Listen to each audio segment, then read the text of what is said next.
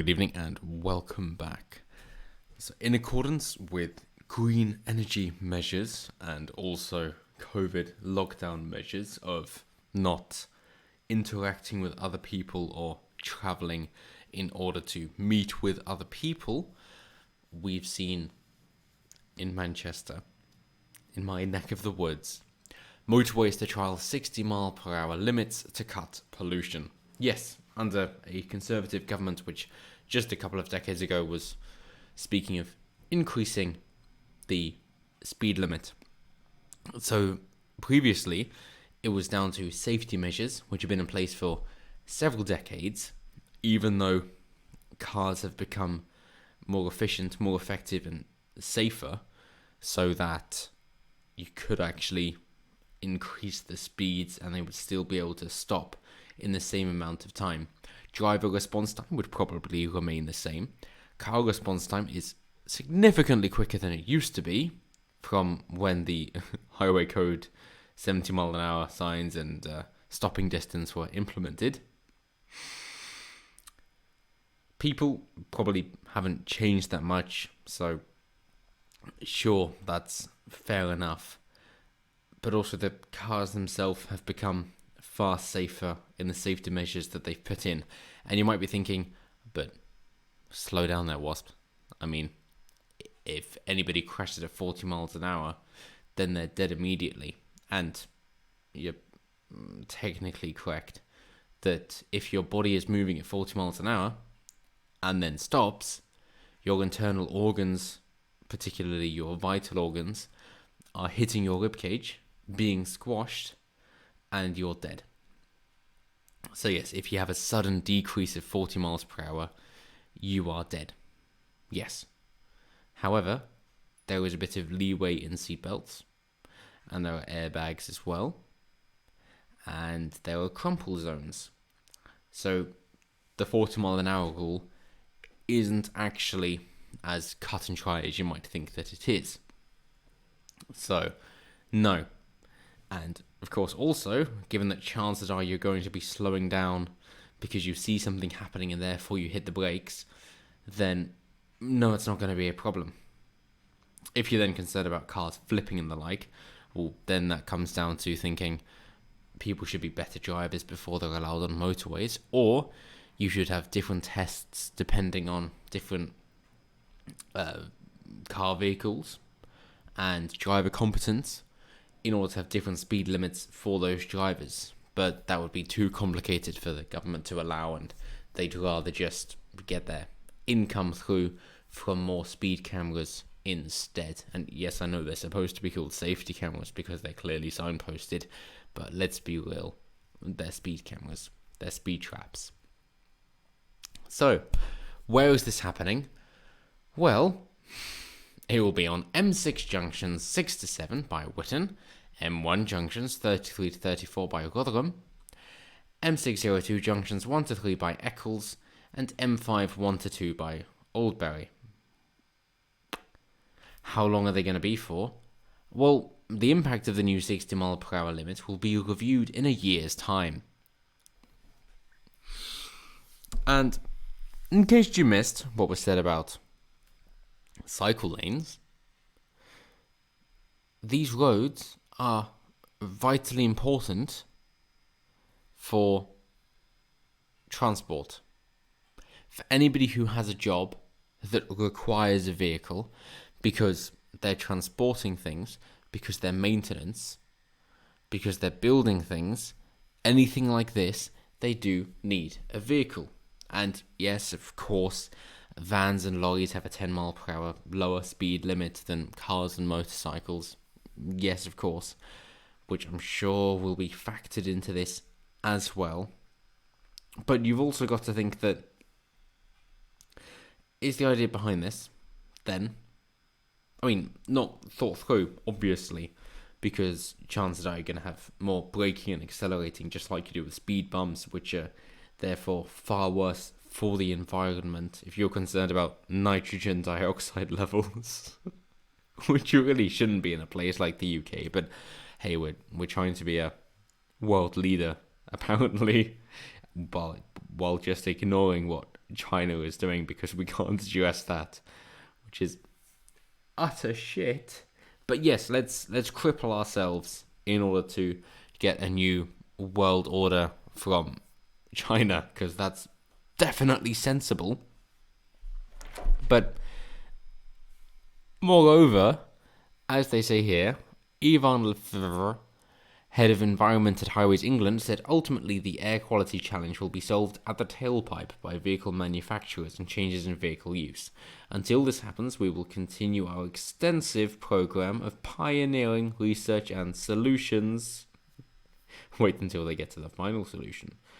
So, with that in mind, when they mention hybrids or electric cars, you might be thinking, well, great then, so if we got hybrids or electric cars, we got a different speed limit? No. It's still 60 miles an hour, and they're still going to phase out petrol by 2040. But the 60 mile an hour speed limits will, of course, be here to stay, in which case they're trying to put more people on to public transport. Also, of course, not understanding what the primary efficiency range of the RPM is for any given vehicle, given the torque of the engine and also the weight of whatever it is that you're carrying in your vehicle at the time. But I think that'd be far more useful to basically say, hey, if you're going for fuel efficiency, this is your goal RPM that you should be striving for, because that does change in different vehicles. And to use an obscene example of the Blackbird SL71, for example, its most efficient speed was Mach 3.2. Yes, you can say that's because of the changes they make in the engines at supersonic speeds, but nonetheless, that was their most efficient speed. Their officially max speed was 3.5 Mach. Sure, might have gone faster than that, but that's much quicker than the regular so-called efficient cruising speed. There would be barely supersonic, if supersonic at all, because how does that make sense? And yet, that was the most efficient speed. So similarly, with other vehicles, including cars, the RPM is an important factor. Do they consider this? No, not at all. Should they? Yes, of course. Is this yet another bit of government overreach, not understanding the consequences of their actions? Yes. Yes, it is. But this is how it stands. And it befuddles the mind to think, oh, it's a conservative government, as in a right-wing, smaller government, individual liberty government. It's like, yes, it is. So they want more power for the individual to decide what's best for themselves. Yeah, they do. It's like, cool. So like, well, we're going to go with the German idea of an autobahn? No. We're actually going to be lowering the max speed you can do, so that you'll be forced onto public transport if you can actually get a space. And then, of course, you'll be having to wear your muzzles in order to be there, and you can't carry the tools required for it. So, right. Okay. So that's a pretty shit move from the Tories. Or you might say, well, it's just in Manchester, in which case it's down to more of the lobbying and the localised power of things, in which case it's the Labour government. I mean, either way, I think we can agree. Government overreach, unnecessary, and we'll just have far greater problems from it instead.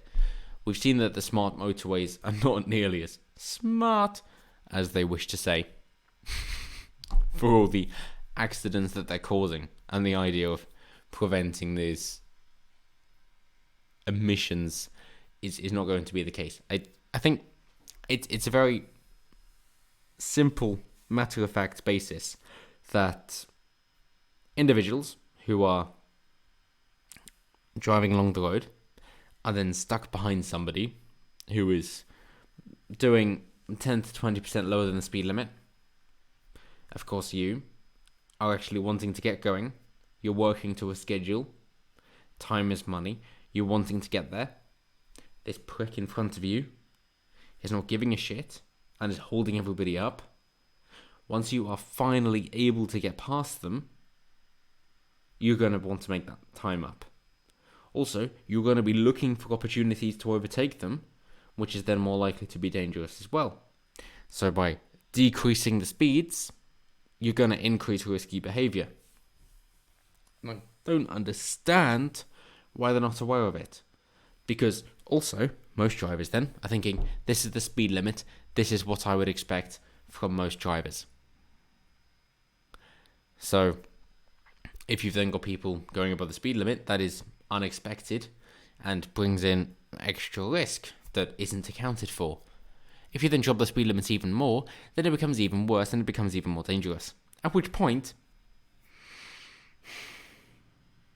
it's almost as if it's malicious. Which is worth more? Unproven claims of UK vehicles linked to deaths,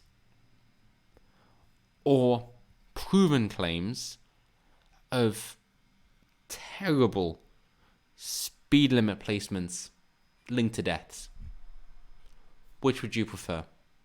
Possibly, somehow, maybe, somewhere, more people die, or definitely, certainly, right here, more people die? If it's all about more lives. And if it isn't, and you're saying, well, we should have fewer people anyway, then you want more people to die? In which case, you're trying to kill more people doing what you're doing? There is not a cohesive structure to this at all. Although, global warming, if it exists, that it's man-made, would help the UK a heck of a lot. It would make agriculture far easier, and it would have fewer people dying from the cold. And there aren't many dying from heat waves anyway during the summer, so that isn't really a concern, but the cold is. Okay, cool. Sounds like it's good for us. Oh, but it's bad for other people? Right. So, British government, you're deciding to put the desires of foreign countries ahead of your own bloody country. In front of the people who elected you, the people who should be holding you accountable for every action that you make. That is your decision. You do not deserve your office. If you're elected by the people of your country, your civilization, your society, in order to respect their wishes and to do what is best for them, and instead you decide to favour other countries, you do not deserve your job, you are not fit to lead, and you should leave. And it really is as simple as that. But that really seems to be their decision about this. So just to summarise, as we wrap up, lower speed limits mean less transport, more difficult for maintenance for any commuters because it's going to take more time. Same goes for builders. Trying to encourage muzzle use for public transport.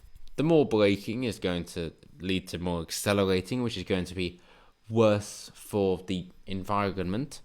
And the environmental concerns are just for increasing the lives of people living under tyrannical dictatorships, which are far worse than global warming could ever be, compared to global warming being beneficial for UK citizens. So yeah, as always, let me know what you guys think down below. Is this a slippery slope, or am I blowing this way out of proportion and I'm just jaded because it's where I live? As always, let me know down below, and until next time, have a good one.